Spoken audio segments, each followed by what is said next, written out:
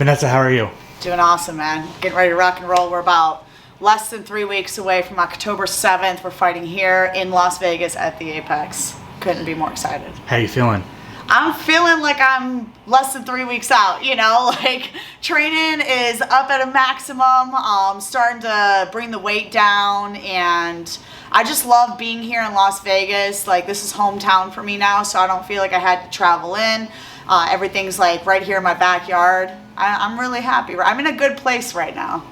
I want to ask, so, you know, you moved to Vegas after your last fight, but you were only in Colorado for a little bit too. So, like, what's it all been like moving, and then, like, you left Fight Ready because of other outside forces, right? So, what the fuck has the past year and a half been like? Craziness, madness, just going from place to place.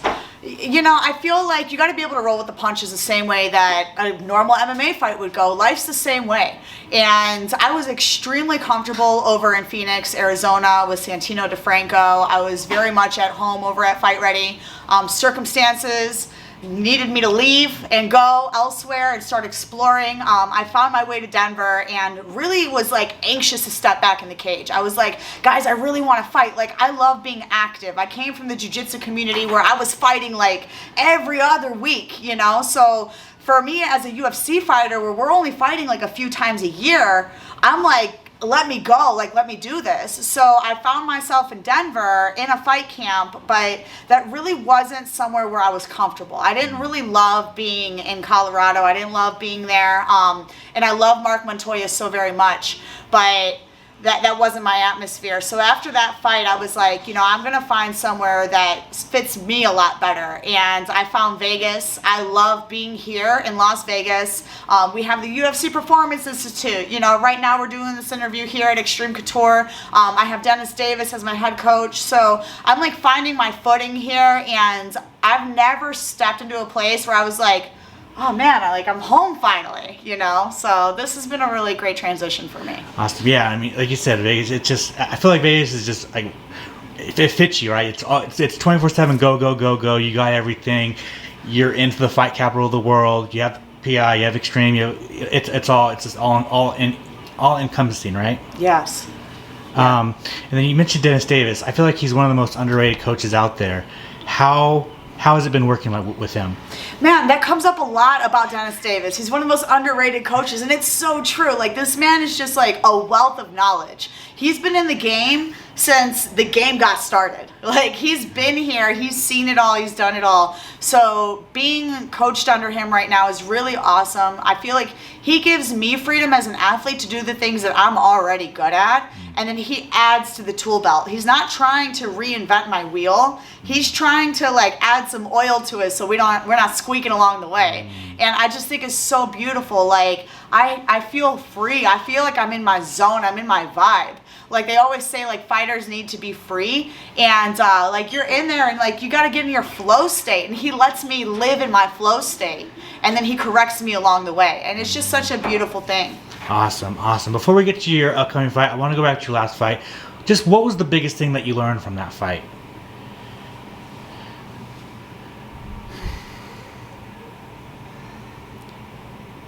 There were a lot of lessons that I learned in that last fight against Carolina, and I think I got the best version of her, and people saw the worst version of me.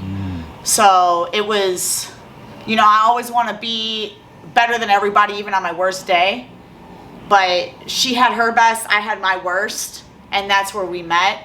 And I still don't think it was the most terrible fight. It was a very exciting fight. It was awesome, but there was a lot of takeaways there. Yeah. Like what? I'm not getting into specifics. Okay, I like it.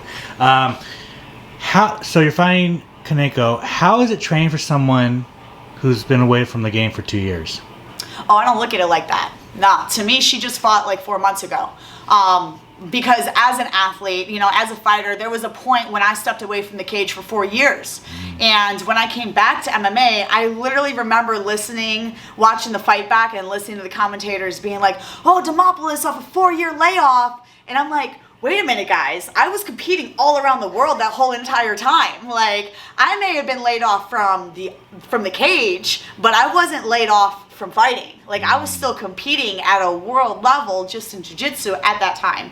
So she may not have been in the UFC octagon for the last 2 years, but I'm not looking at it like she hasn't been active. Like, to me, like, I'm fighting somebody who's like, they're young, they're hungry, they want to get after it, you know, like they want to prove themselves. And we're in the UFC. Like, there's no such thing as like snore fests. Like, there's no such thing as sleepers. Like, you got here for a reason, and everybody deserves that respect. Yeah, and you know she has a lot of hype on her coming in the UFC. There's aura around her. Obviously, in her last fight she broke her arm, so a lot of people didn't get to see that. But what do you think of the matchup? My matchup with her? Yeah. I signed the contract. That's what I think about it. You like it. I signed the contract. We're doing this.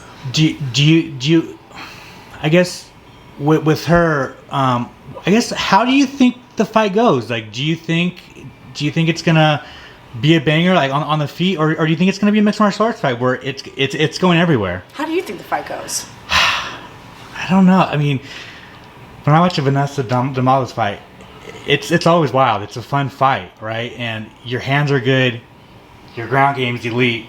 So I don't know. I don't know where you would want the fight to go. You know. Well, we know that I'm comfortable on the feet. We know that my ground game is elite. And we know that Kanaka has good wrestling. But we also know that she's willing to bang. So I guess you're just in for a really fun fight. See, that's the interesting thing, right? Like, she has good wrestling, you have really good jiu-jitsu. So is she willing to go down with you? She was willing to go down with Verna. You know, she has a lot of submissions on her record. So it's not like she's a sleeper on the floor. You know, like, like, don't sleep on her on the jiu-jitsu game. I think she's a high-level blue. Maybe she's a purple belt in jiu-jitsu, you know? Like, yeah, this is going to be a good fight. Like, it's the UFC. Like, yeah, you better be tuning in. And don't blink, because it's coming. Absolutely, absolutely. Well, with all that being said, at the end of the day, October 7th, how did you get your hand raised? I win the fight. I walk in there, I do my job, the same way that I've been training every single day, the same thing that I'm doing on these mats every single day. I go out there, I do me, I live my best life, I get my hand raised, I celebrate a little bit, and then the world goes on in a very happy place, especially for me. Last few things. Do you want one more this year, or are you going to kind of reassess after the fight? No. I want to fight. I want to stay active. You know, I want to get out there, I want to do my shit, and take maybe 2 weeks, but I want to be right back in. Like, I don't want to play around. And obviously, you fight at the Apex, but you love to be in front of the fans, so are you saying next fight you want to be in front of the fans? I never not want to be in front of the fans. Why do they keep putting me in the Apex? Why do they keep putting me on the undercards? What are we doing here? I show up. I have fun. I bring the intensity. Like, where are we at, guys? What's going on? I think there's way more boring fighters than me that could be on these undercards, on these Apex fights. And no offense to the Apex, it's intimate, it's cute, it's elite, you know, like, there's only special people that can really come in there and watch the Apex fights, so I understand. But put me in front of a crowd already, you know, like, that's where I belong, so let them know. I agree 1000% with you. Finally, obviously there was a big fight over the weekend, Valentina, Alexa. I just wanted your thoughts on that fight. Who did you have winning? I honestly, before any hands were raised, before we saw any judges' scorecards, I thought Alexa won the fight. Valentina does have a very, like she stays in place until it's time to attack. But I felt like Alexa was really dictating the pace of where the fight was going. So I thought Alexa won on the feet. I mean, she even knocked her down in the second round.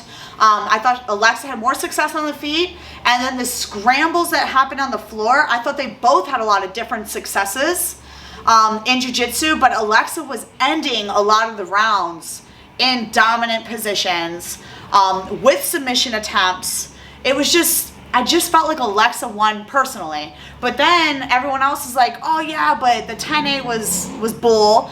And I kind of agree with that. And had it not been a 10-8, Valentina would have won. And everyone's like, I thought Valentina won the fight. I don't think she did. But, I mean, honestly, they both did amazing. Like, that was fight of the night. I was actually more shocked that UFC did not give out a fight of the night performance. I didn't understand that because they always give out at least a performance, at least a fight of the night, and they gave out multiple performance bonuses, but they didn't give out any fight of the nights. And I thought, if anything, that was it. You know, that split decision, it was called for. It was called for. I thought Alexa won, but it was called for that it was a split. You know, I thought it definitely could have gone either way. I wouldn't have been surprised if they raised Valentina's hand or Alexa's. And finally, you know, as a fan of the sport and as an analyst as you are, I just want two matchmaking. What would you do with Alexa? Do you want should there be a trilogy? Should she fight Erin Blanchfield? Should she fight Manon? And then finally, in the strawweight division, who should Weili Zhang fight next? I'm not touching that. Like it. And then, yeah, so as I just want to say, if you have any sponsors, if you want to thank anybody, and I want to thank you for taking the time, any social media, any sponsors, thank you, buddy. The floor is yours. If you guys want to come follow me at Lil Monster Demo on Instagram, you know, I'm pretty wild with it, so I try to have some fun. I love what I do, and I hope you guys want to join the journey. Boom. Make sure to subscribe to the LowKick MMA YouTube channel for all the latest news, event previews, and interviews with some of the biggest stars in MMA.